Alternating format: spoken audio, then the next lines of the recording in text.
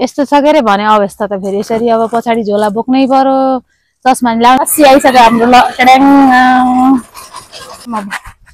ल गाइस हामी हिँडिसकेको ल अब बाटोमा भेट्दै गरौँ ल यहाँ चिसो छ चाय बाई आइसक्यो ल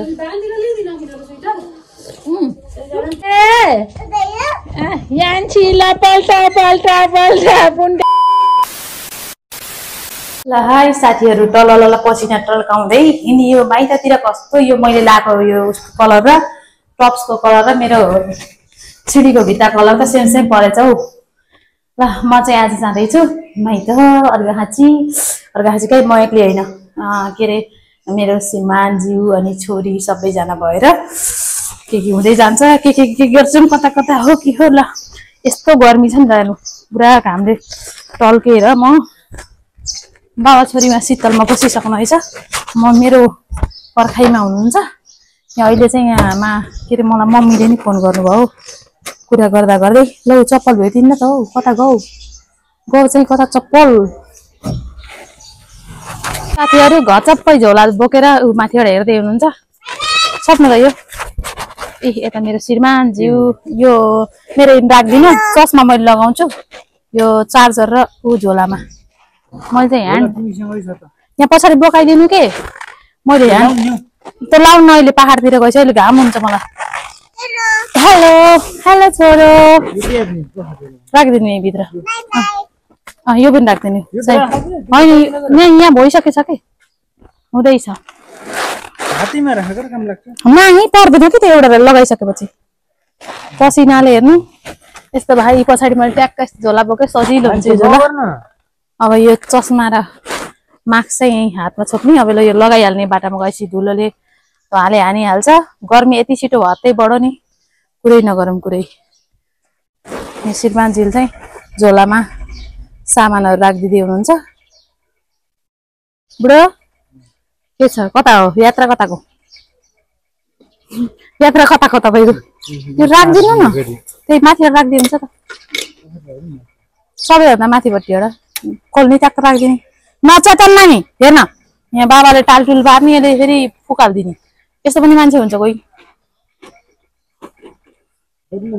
नाइ हल्का खाएको रे त्यो बाटा जाँदा जाँदै गरेको हुन्छ आफूलाई धौ हुन्छ नि कम भए पनि गरेको हुन्छ ल माइतबाट फोन आइसक्यो जाम अब ल गाइस हामी हिँडिसकेको ल अब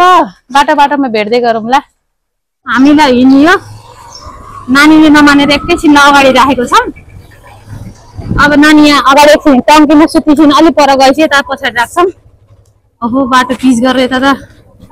चिल्ली च्याट पारेछ नि त हौ कस्तो गर्मी एकैछिन बढेको हत्तै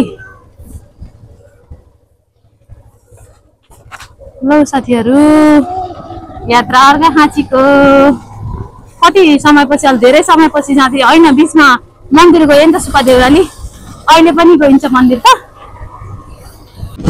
साथीहरू पुरै भ्याएछ सब साइडका रुखहरू काटेर हुन त विनाश नगरे विकास त हुन्न हेर्न बाटो त खाली मात्रै यो गर्मीमा मान्छे उभिने नि ठाउँ छैन बाहिर ओहो नि के भयो यस्तो रोड त उता त कस्तो थियो मैले यहाँ मोबाइल निकाल्न पाइनँ मलाई यो बाइकमा हिँड्दा त कति चरक घामले पोलेछ त्यही माथि यहाँ नानी सुती छे बाटामा यता ब्याग गाह्रो साह्रो परिरहेछ गाडी साह्रो धुलो उडेर बाटोमा बुढाले गई चलाउनमा हावाले मोबाइलले हल्लाइरहेछ भिडियो गर्न डर लाग्ने फेरि कता फसालिदिने भयो कि भन्छ साथीहरू जताततै धुलो र हावाले यस्तो नाक चिलाएर हामी बाटोमा रोकेर बसेको छौँ पानी छोरीलाई पानी खान मन लाग्यो अरे कि तिर्खा लाग्यो अरे बाबाले हात पानी होइन यसले त आधी बोतल पानी खाइ त हो यो मास्क लगायो नाक चिलाएर म त मरिसकेँ चिलाइछ नाक त भयो धेरै पानी आऊ ओ घरबाट के खाएर सच्चै तिर्खाले हात नानी त पुरा बाटो हेर्नु पुरै रुखहरू काटेर बाटो बनाउनला बाटो ठुलो बनाउनला रुखहरू काटेर पुरै त्यो साइडको खनेर धुलो उडेर हावा त्यही माथि यो चैते हावा धुलो उडेर ओहो कस्तो चाहिँ छ भने हिँड्ने जस्तो छैन के गर्ने हिँड्न पर्यो हिँड्नै पर्यो बाटोमा नाच्न बेजती बाटोमा नाच्दै हिँड्ने हामी बाइक यहाँ रोकेर यता पानी खानी प्रतीक्षालयमा बसेर गुल्सिङ्गे भन्ने ठाउँमा आइयो हामी अहिले लस्सी खान रोकेको घाम भयो नानी नानी यो भएर त सबै बाबालाई खुवाइदियो तिमीले त सबै बाबालाई खुवाइदिने तिमीले नखाने केलाई किन्दिनँ भने त्यो त फेरि गर्मी भयो क्या साथी त्यही भएर लस्सी खान ल्याएर रोकिरहेको नाक त चिलाएर गर्न लाग्यो म त बहुत डेन्जर भयो चिलाएर हावा धुलो ल्यायो कि सबै तपाईँले खाने अरे ला खाउनु पर्छ जात नानीले चिजबल खान्छु भनेर किन्ने हजुर रोका त लस्सी खाउने नानीले चिजबल खान्छु भनेर किनिदिएको तर चिजबल खाइदिनु है सबै बाबालाई दिए के रहेछ राजा गर्मी यस्तो हट्टै बढिसकेको छ नि पुरै नगरौँ पुरै यहाँ यो ओखीको मिसिन त्यो चलेको भएर कति घर गरेर आवाज आयो लस्सी आइसक्यो हाम्रो ट्याङ लस्सी खाजा लस्सी खाऊ खाऊ खाऊ न यता गर्मीमा लस्सी त बबाल हुन्छ नि खाऊ कि लौ खान मन लाग्छ होइन किनिकन आज लुस्सो परिछन् कि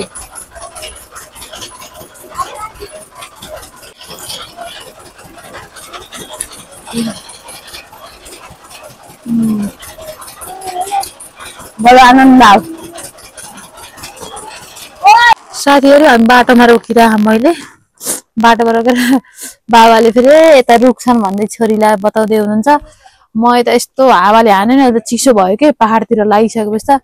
चिसो सुरु भइहाल्छ अनि मैले उ गर्न पर्यो अब बाहिरबाट विन्चिटर लाउनु पर्यो सल बान्नु पर्यो भनेर बाटोमा बसिरहेको पुरा हावाले हानेर यो सब चिलाइराख्यो कि मलाई अघिदेखि चाहिँ हेर्नु न एउटा नानीले बाख्रा लिएर आइके आहा कस्तो राम्रो बाख्रा कति मोटा मोटा बाख्रा भने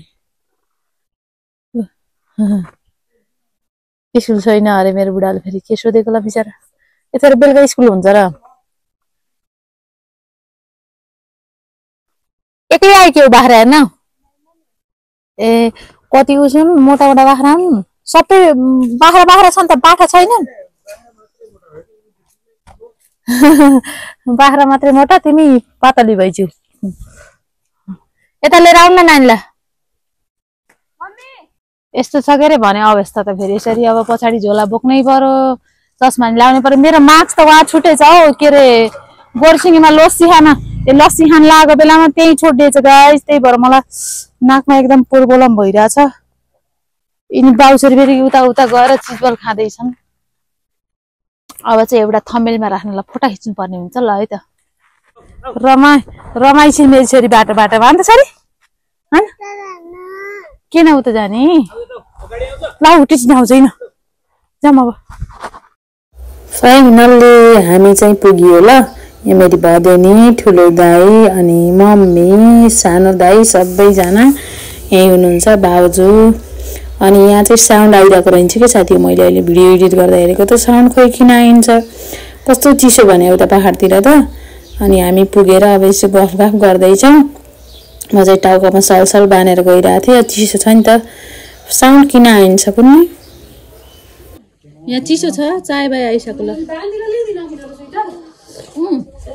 ल्याइदिनु ए जाडो भएर त लैन भित्रै गर्मीबाट आएको यहाँ त चिसो भयो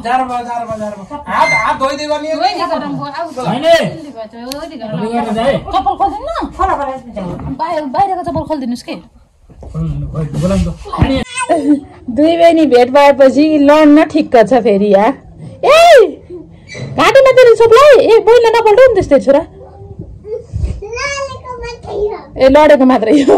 ए बहिनी त पल्टिनी के पुन्टे यान्छीलाई पल्टा पुन्टेले पल्टा हेराती कस्तो छ लडेर दुईटा लडेर बिजोकै छ यहाँ त ल त्यसो लड्दै कति लडेको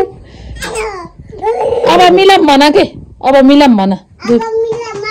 अब आपा गरेर मिल्ने आपा गर ल गर ल छिटो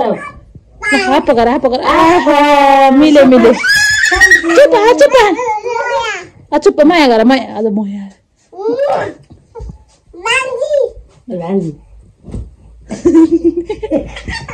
यहाँ त लिने मम्मीलाई त क्या रङ लगाएन खुसी त मेरो नाच्न पर्यो नातिनीहरू आउँछन् आइसलाट त आउँछन् लोटेला माथि